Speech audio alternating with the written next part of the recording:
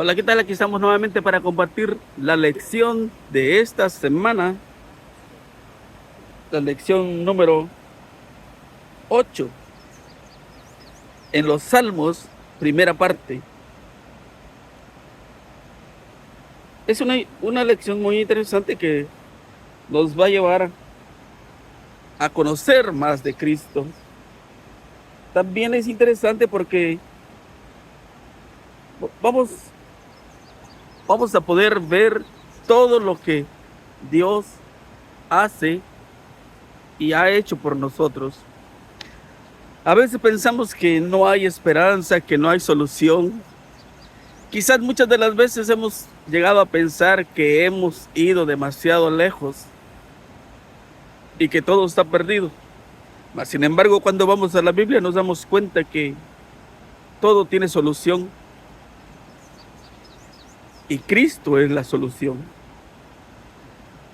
En esta semana vamos a estudiar cómo nosotros podemos encontrar esa paz y cómo David nos lleva hasta el Apocalipsis y nos enseña todo lo que Dios le ha revelado para que nosotros nos podamos preparar y poder encontrar la salvación.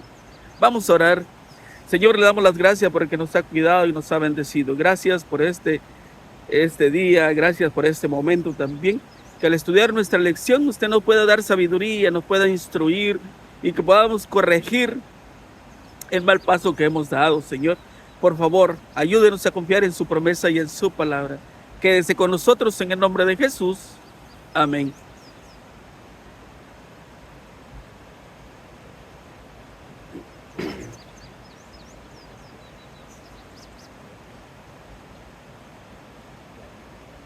Nuestro versículo para memorizar se encuentra en Apocalipsis 14:1. Entonces miré y vi al Cordero de pie sobre el monte Sión y con él 144,000 que tenían el nombre del Cordero y el nombre de su Padre escrito en su frente.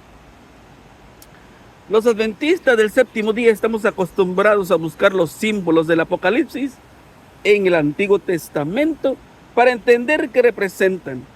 Una fuente de información particularmente provechosa en el libro de Salmos, la colección de poesía sagrada que explora numerosas experiencias humanas e interacciones posibles con Dios, desde el abatimiento por el pecado y el sufrimiento hasta la alegría desbordante de su presencia y sus reiteradas promesas de perdón y salvación.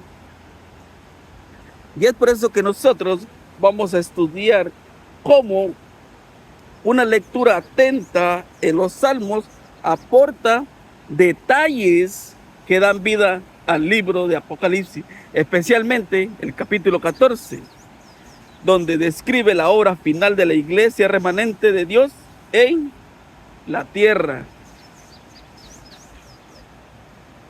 Debemos tener presente también constantemente las palabras de Cristo: yo soy la luz del mundo.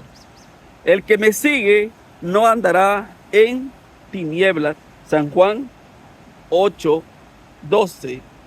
También algunos dicen que la historia del Antiguo Testamento es la luz de la luna, la del Nuevo Testamento es la luz del sol. Pero también nosotros podemos mirar que al leer la historia del Antiguo Testamento, no podemos decir eso, porque podemos encontrar que ahí está la luz que nosotros necesitamos encontrar y conocer. Ahí es donde comienzan todos los detalles. Y es precisamente que cuando nosotros leemos, por ejemplo, Génesis, podemos encontrar que hay profecía, la profecía que se cumplió, y podemos encontrar en los 4 evangelios, Génesis 3:15. También podemos mirar que el tema central de la Biblia es el tema alrededor del cual se agrupan todos los demás libros, y es el plan de la redención, la restauración de la imagen de Dios en el alma humana, desde la primera insinuación de esperanza que se hizo en la sentencia pronunciada en el Edén, hasta la gloriosa promesa de Apocalipsis, como dice Apocalipsis 22:4. y verán su rostro y su nombre estarán en sus frentes. Maravilloso. Y dice 1 Corintios 15, 57, más gracias sean dadas a Dios que nos da la victoria por medio de nuestro Señor Jesucristo. Miramos ahí en el libro de Éxodo 25:40. Mira y hazlo conforme al modelo que te ha sido mostrado en el monte. Miramos ahí en Hebreos 9:11 al 15. Pero estando ya presente Cristo, somos sacerdotes de los bienes venideros por el más amplio y más perfecto tabernáculo no hecho de manos, es decir, no de esta creación, y no por sangre de machos cabríos ni de becerros, sino por su propia sangre, entró una vez para siempre en el lugar santísimo, habiendo obtenido eterna redención, porque si la sangre de los toros y de los machos cabríos y de las cenizas de la becerra rociada a los inmundos santifican para la purificación de la carne, cuánto más la sangre de Cristo, el cual mediante el Espíritu eterno ofreció a sí mismo sin mancha a Dios, limpiará vuestras conciencias de obras muertas para que sirváis al Dios vivo. Así que por eso es mediador de un nuevo pacto, para que interviniendo muerte para la remisión de las transgresiones que había bajo el primer pacto, los llamados reciban la promesa de la herencia eterna.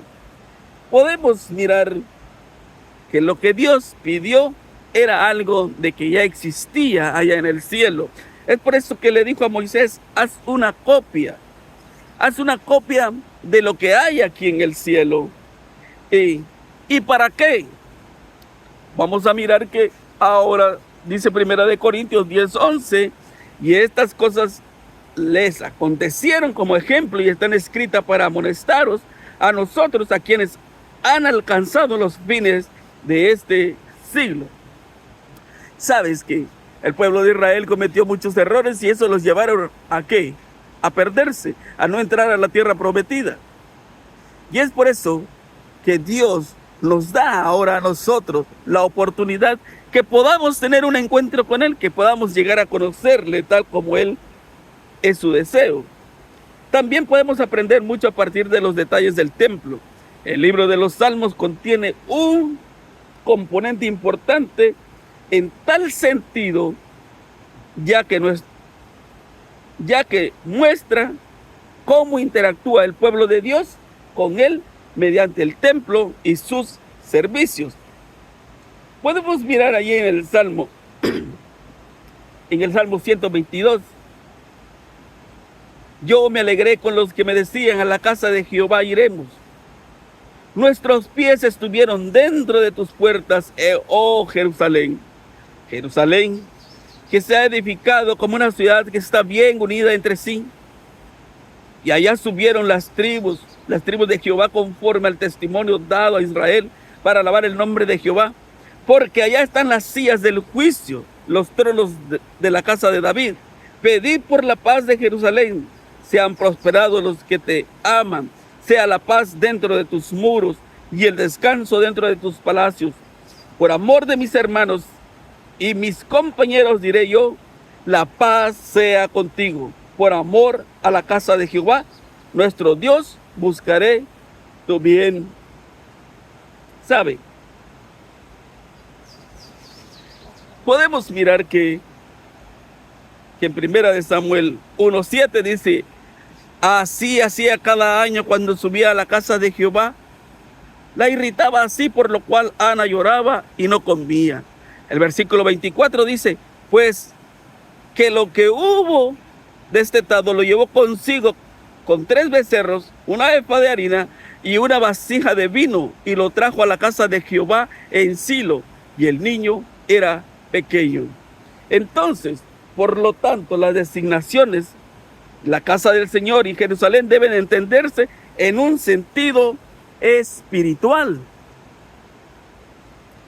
Porque también podemos mirar que David está pidiendo por la paz de Jerusalén, porque él sabe que este mundo estará en contra de la Jerusalén espiritual y está mirando aún más allá, porque en Apocalipsis 16:16 dice, y lo reunió en un lugar que en hebreo se llama Armagedón, Armagedón que significa monte de reunión. Entonces, necesitamos saber por qué David nos está diciendo que nosotros necesitamos pedir por la paz, no de Jerusalén, la tierra. Muchas personas dicen, vamos a orar por Jerusalén. Tú no necesitas, sí, bueno, puedes orar, pero no es eso lo que está diciendo David, que nosotros necesitamos orar por la Jerusalén espiritual, por aquellos que están luchando, que tienen esa prueba cada día y que quieren consagrarse, que desean salvarse. Porque también la paz del mundo depende de la paz de Jerusalén espiritual. Es por eso que también nosotros necesitamos orar los unos por los otros, hoy más que nunca. ¿Sabes? Lo que nos muestra también Hebreos 9:9 y al 23 y el 8:2, que Cristo era sin pecado, era el único, era el sacrificio que representaba desde Génesis hasta el Apocalipsis. Pero, ¿cómo es que Él podía salvarnos? Claro, solo Él puede, porque Él es sin pecado. También, Moisés sabemos que hizo un santuario terrenal según las formas que había visto. Y Pablo declara que el tabernáculo y todos los vasos del ministerio, después de haber sido hechos, eran símbolo de las cosas también celestiales.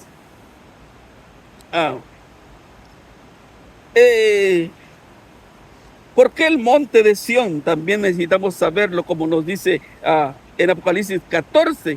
Encontramos al pueblo de Dios de pie sobre el monte Sión. Este se encontraba al oeste de lo que hoy se conoce como la ciudad vieja en Jerusalén, y era considerado la sede del trono de Dios o de su presencia entre su pueblo. Con el tiempo, el monte Moria, donde estaba el templo, llegó también a ser identificado como el monte de Sión. En otras palabras, esta importante descripción del remanente de Dios de los últimos días se presenta en el lenguaje característico del santuario, como la mayoría de las escenas claves del Apocalipsis. Gracias al Cordero, el pueblo de Dios está en el monte de Sión. ¿Sabes? Cuando miramos en el Salmos 14, 5, el pueblo de Dios está buscando refugio en el Señor. Pero también el versículo 6 dice que solamente de ahí puede venir esa paz que necesitamos. El Salmos 15, Jehová, ¿quién habitará en tu tabernáculo? ¿Quién morará en tu monte santo? El que anda en integridad y hace justicia, habla verdad en su corazón, el que no calumnia con su lengua, ni hace mal a su prójimo, ni admite reproche alguno contra su vecino. Aquel cuyos ojos el vil es menospreciado, pero honra a los que temen a Jehová. El que aún jurando en daño suyo, no por eso cambia, quien su dinero no dio a usura, ni contra el inocente admitió cohecho. El que hace estas cosas no resbalará. Es buena pregunta. ¿Quién morará en el templo del Señor? Y podemos mirar algunas características ahí en el Salmos. Lo que está pidiendo aquel que hace lo bueno.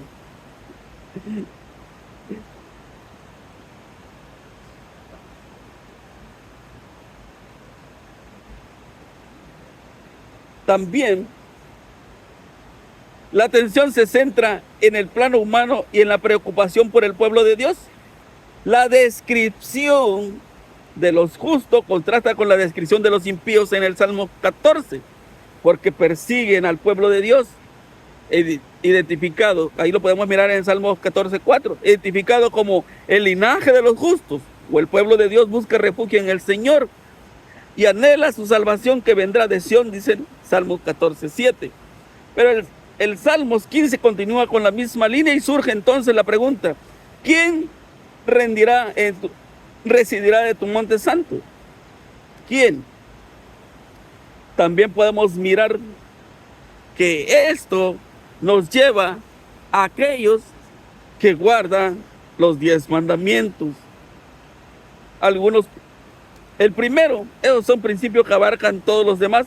El que anda en integridad.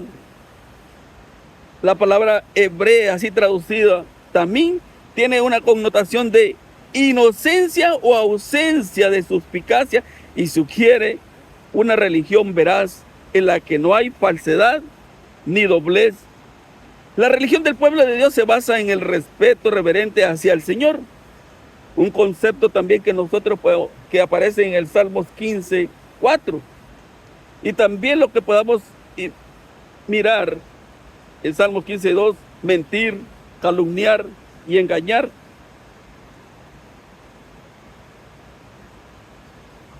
Nosotros también podemos mirar que cuando dice el Salmo 24, ¿quién subirá al monte del Señor?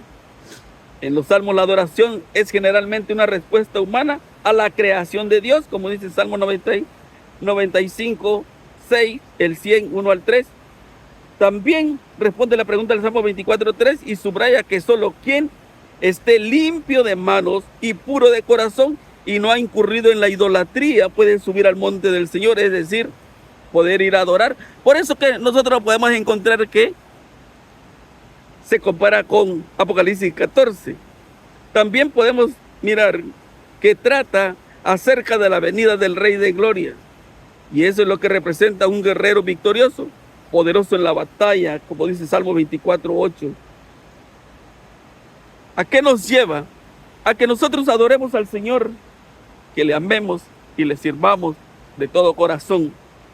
A veces es fácil decir, yo voy a la iglesia, quiero ir a la iglesia y toda la cosa, pero no se trata solamente de ir a la iglesia, se trata de tener una relación con Cristo.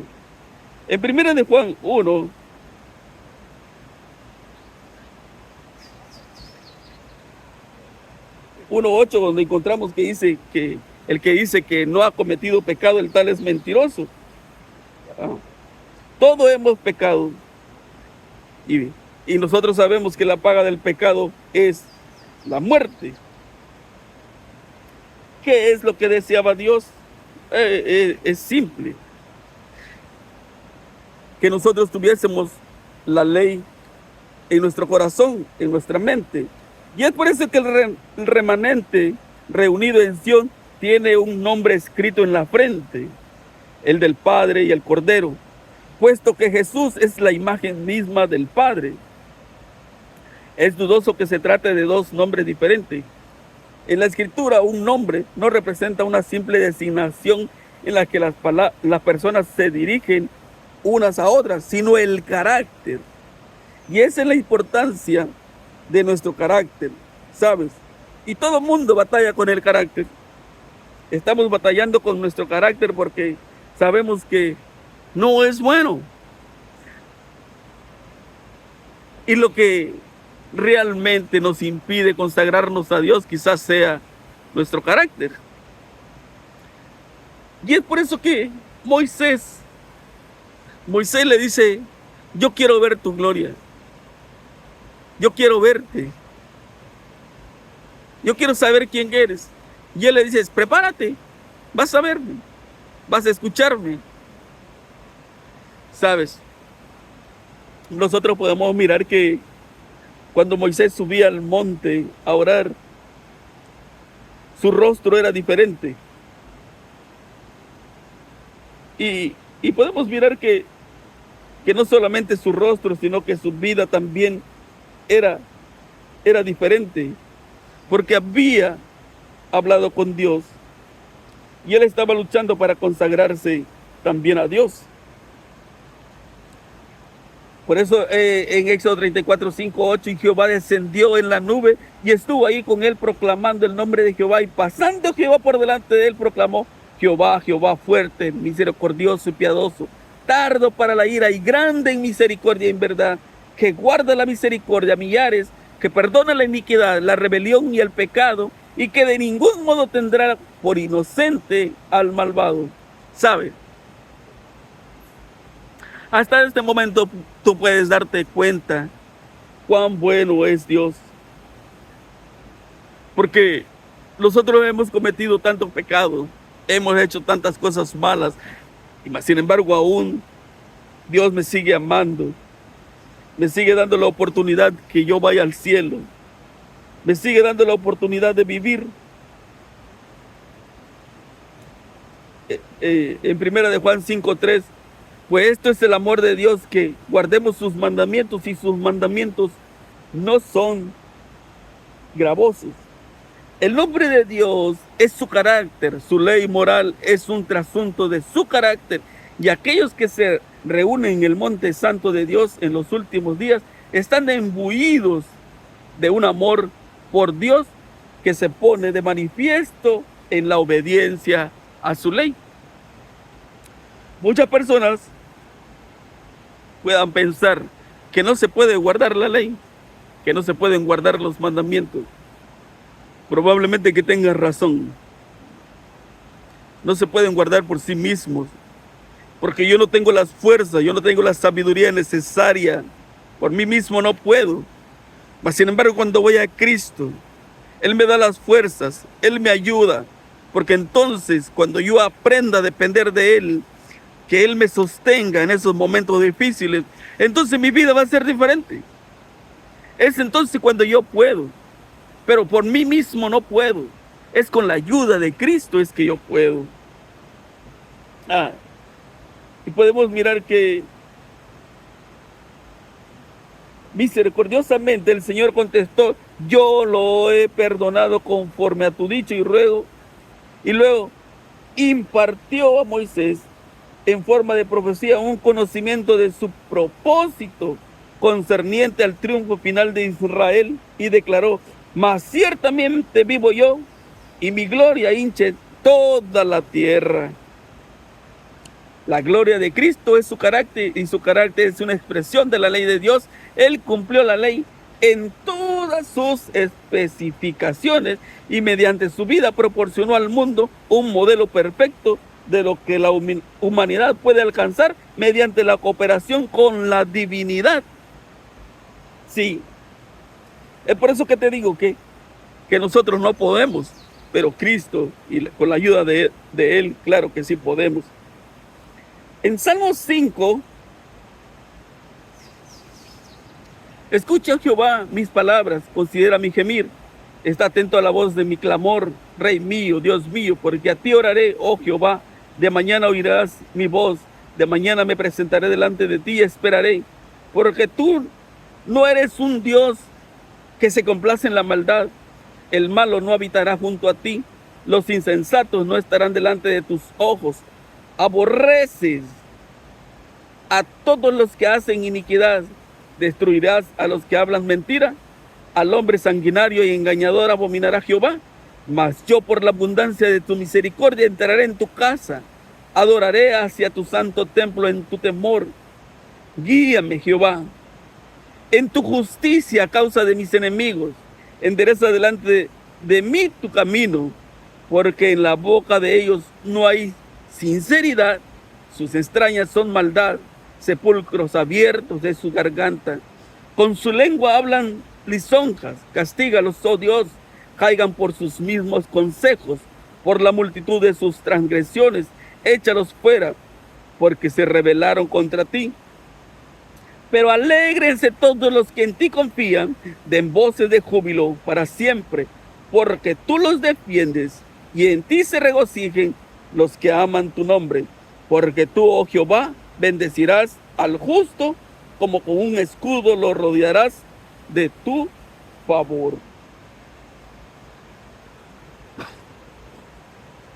Podemos mirar cómo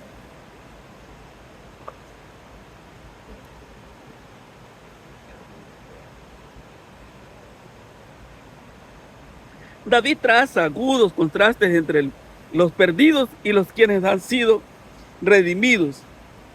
También compara el contenido de este salmo con el lenguaje de Apocalipsis 14, 1 al 12. ¿Qué similitudes encuentras y cómo influye esto en tu comprensión de lo que significa formar parte del movimiento remanente de los últimos días creado por Dios? Podemos mirar que él dice que el versículo 4, que el mal no habitará con Dios. El objetivo del tabernáculo era que Dios pudiera habitar entre su pueblo, algo que Dios también pretende en el caso del reino de Cristo, como dice Apocalipsis 21:3. Podemos mirar también que describe el versículo 7 un acto de adoración, que es la cuestión central del juego en el gran conflicto, como dice Apocalipsis 13. ¿A quién vamos a adorar nosotros? También observa que no se halló engaño en la boca de los redimidos, como dice Apocalipsis también 14:5, pues son veraces y sus palabras y sus acciones reflejan el carácter justo de Dios. Según David, no hay sinceridad en la boca de los malvados, dice Salmos 5:9.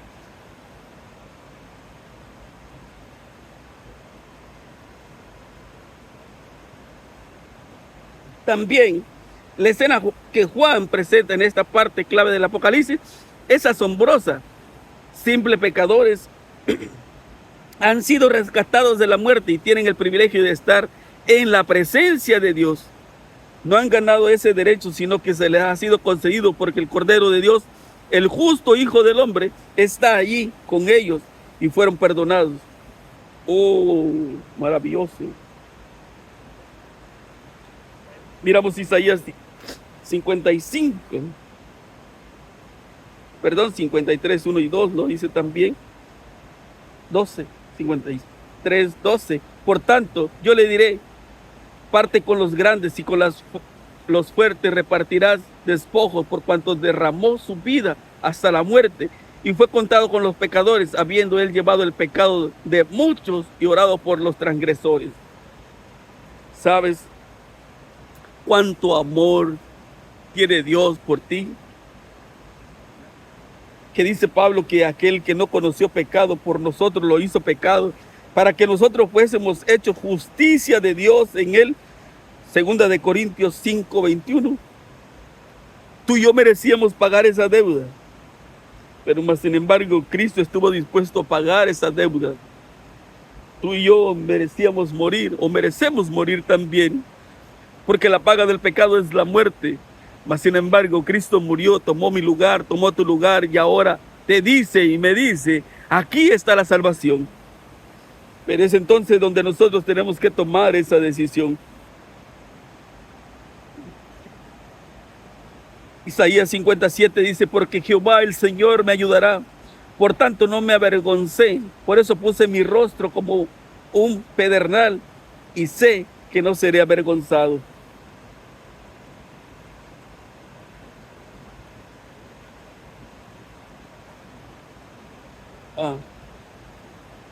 Sabes que cuando leemos Isaías 6, 1 al 8,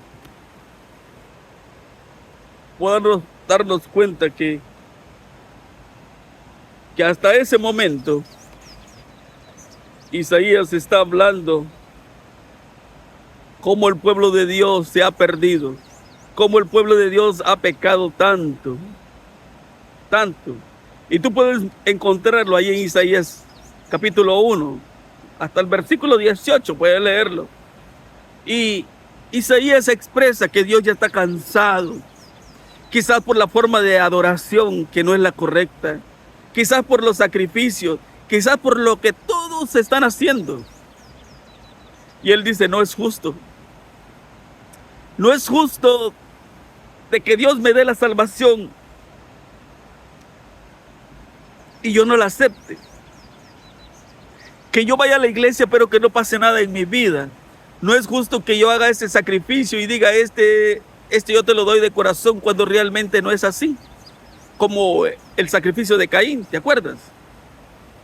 Él pensaba que, bueno, yo hago mi sacrificio y esto le tiene que gustar a Dios. Ese es el gran error. Entonces Isaías, cuando mira a Dios, dice, uy, yo merezco la muerte, yo merezco morir, porque yo estoy mirando a los demás y yo pienso que ellos son culpables, pero nunca me había visto a mí, porque él nunca había estado frente a Dios. Y cuando está delante de la presencia de Dios, no puede mentir. Hoy en día tú y yo podemos argumentar que esto es correcto o no correcto. Por ahora, quizás no hay repercusiones. Pero cuando tú y yo estemos en el juicio delante de Dios, entonces sí, mi hermano, ya no hay excusas. Porque ¿qué vas a argumentar? Ningún argumento es bueno al estar en la presencia de Cristo. No, el pastor me dijo, mi amigo me dijo, mi hermano me dijo, mi padre me dijo, ya no. Entonces Isaías se da cuenta de lo vil que ha sido. Y ahora él puede decir, Señor, aquí estoy. Yo merezco la muerte. Él reconoce que es pecador.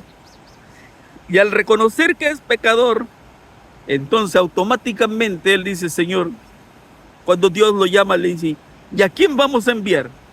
Él dice, Señor, yo estoy disponible. Pero entonces, para que tú y yo estemos disponibles a predicar el evangelio, tenemos que pasar por ese proceso. Ese proceso que para muchos es difícil, porque nos es difícil aceptar que somos pecadores. Nosotros somos buenos para señalar a todo el mundo, pero no para señalarlos a nosotros. Entonces, Isaías dice, Señor, yo estoy listo para ir. Hoy en día el evangelio no se ha predicado porque falta esa transformación en nuestra vida. Tú y yo necesitamos ir a Cristo y decirle, Señor, le hemos fallado, somos pecadores. Reconocer ese reconocimiento que a veces no nos hace hacer porque somos orgullosos.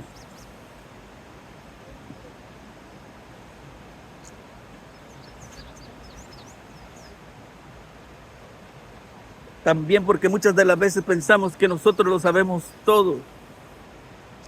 También porque a veces pensamos de que no hay nadie mejor que yo. Lo podemos mirar todo el tiempo. Y entonces no pasa nada. Sabes que Martín Lutero pasaba tiempo orando, mucho tiempo orando. Dice que pasaba más de 6 horas en comunión con Dios, estudiando la Biblia y orando. Y al estudiar la Biblia, él encontraba que él era pecador. Y se sentía tan mal que seguía orando, pero no encontraba esa paz que necesitaba. Y entonces iba a confesarse. Y el confesor le decía, no, esos pecados que tú dices son pecados pequeños. No pasa nada. No pasa nada con que tú piensas que tú eres mejor. No pasa nada con que tú eres egoísta. No pasa nada.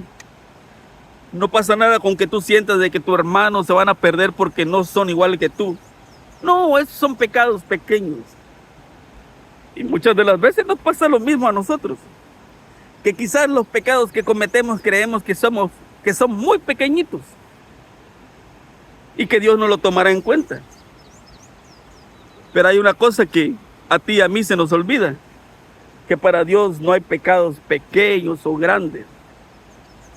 Es por eso que Isaías, cuando lee Isaías 1:18, no importa si son azules, rojos, blancos, el pecado es pecado. Y tenemos que ir a Cristo y confesárselos. Y entonces, Lutero solo encontró esa paz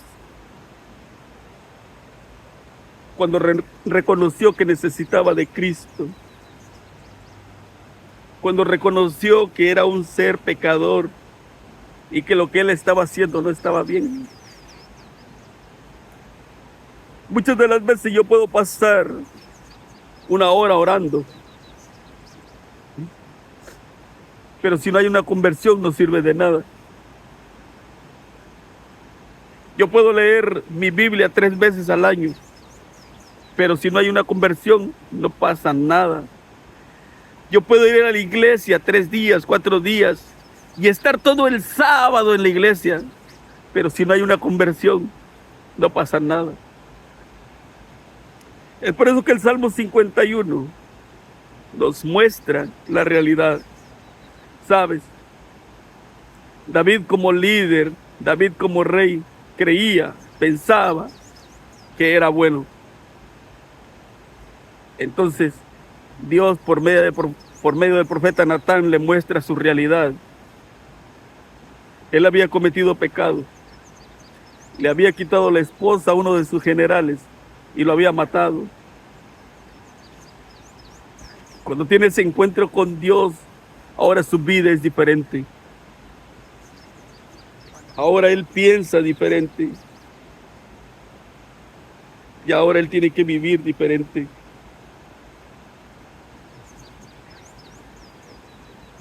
Porque él pide algo. Él dice, purifícame, límpiame, lávame.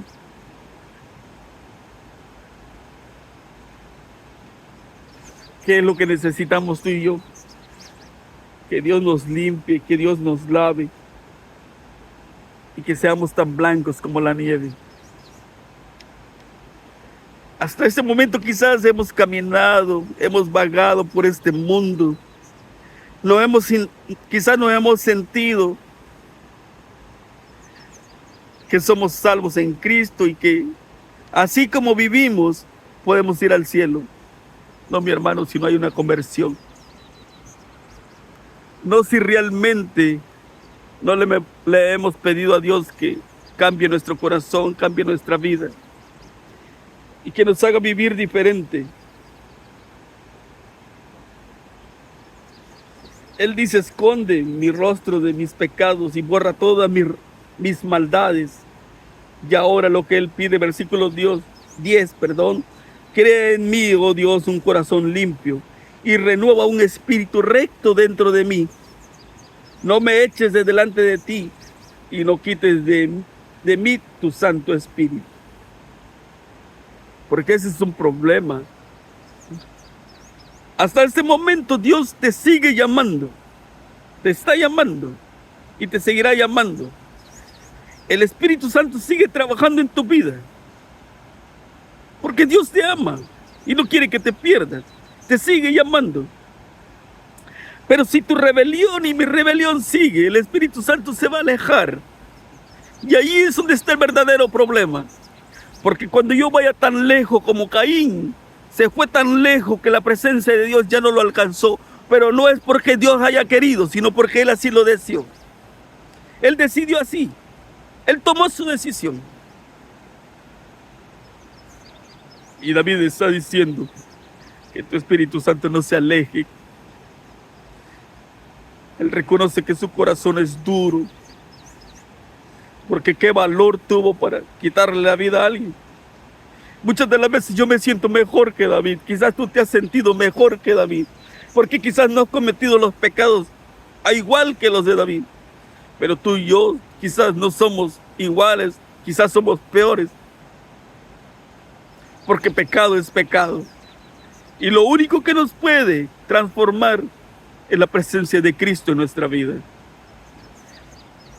Es por eso que Él está diciendo que le dé un nuevo corazón.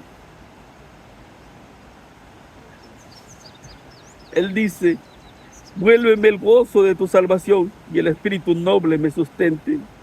Y entonces enseñaré a los transgresores tus caminos y los pecadores se convertirán a ti. Líbrame de homicidios, oh Dios, Dios de mi salvación. Cantaré mi lengua tu justicia. Señor, abre mis labios y publicaré mi boca tu alabanza. Solamente cuando haga una verdadera conversión, automáticamente tú vas a predicar el evangelio.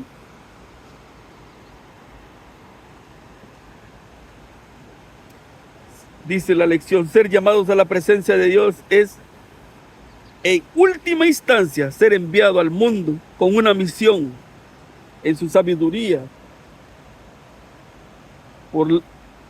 Dios ha comisionado a los redimidos para servir como su vocero principal en favor de un mundo caído.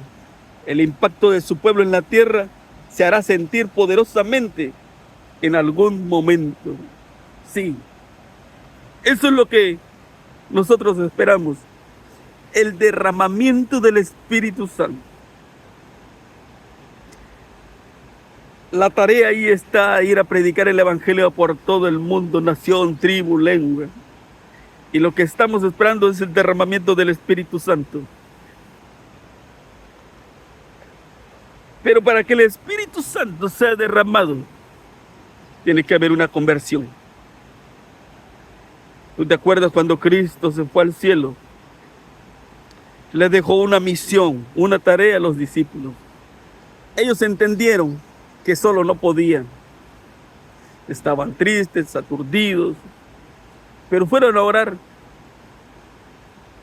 Después de 40 días hubo una transformación y el Evangelio empezó a predicarse. Y eso es solamente un poco. Dice Joel que habrá mucho más. Y tú y yo necesitamos prepararnos. Tú y yo necesitamos ser parte de ese ejército. Pero si no quiere ir, Dios no te puede obligar, no me puede obligar. Porque la salvación ahí está. Y tu decisión, la decisión es tuya. Él no puede obligarte. No me puede obligar. Tú y yo somos lo que necesitamos de Cristo. Y si yo deseo que este mundo se acabe, este dolor, este sufrimiento, necesito rogarle que Él vuelva. Pero si Él viene y yo no estoy preparado, ya me perdí. ¿Y de qué me sirvió todo el esfuerzo que hice? De nada. Es por eso, mi hermano, mi amigo, te invito para que tomes la mejor decisión. Entrégale tu vida a Cristo. Conságrate a Él todos los días, cada mañana, cada tarde, cada momento. Y que Él pueda hacer esa obra no ordinaria, sino extraordinaria en tu vida y en mi vida. Y no vivir con miedo a nada. Que Dios pueda bendecirte grandemente. Oramos. Señor, le damos las gracias porque usted ha sido bueno y sigue siendo bueno con cada uno de nosotros. Gracias por su salvación, gracias por el perdón, gracias por la oportunidad que nos da aún hoy